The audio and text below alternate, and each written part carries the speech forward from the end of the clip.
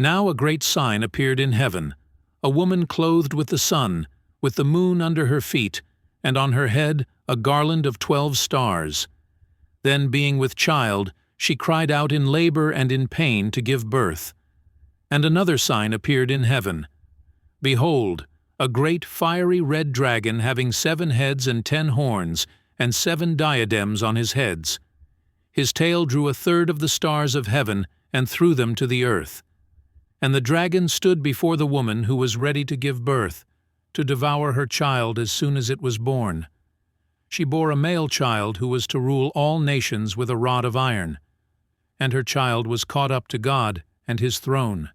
Then the woman fled into the wilderness, where she has a place prepared by God, that they should feed her there 1,260 days. And war broke out in heaven.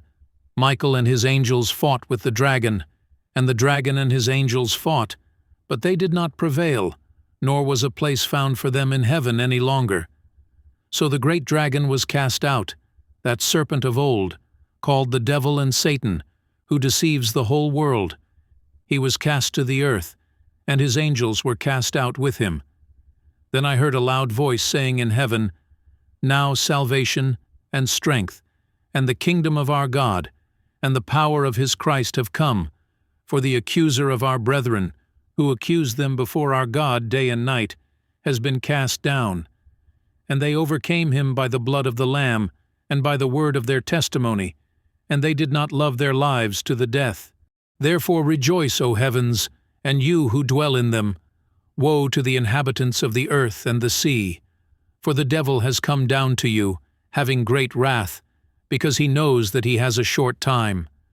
Now when the dragon saw that he had been cast to the earth, he persecuted the woman who gave birth to the male child.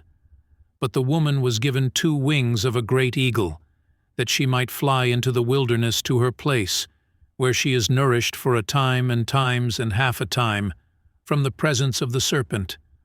So the serpent spewed water out of his mouth like a flood after the woman, that he might cause her to be carried away by the flood. But the earth helped the woman, and the earth opened its mouth and swallowed up the flood which the dragon had spewed out of his mouth. And the dragon was enraged with the woman, and he went to make war with the rest of her offspring, who keep the commandments of God and have the testimony of Jesus Christ.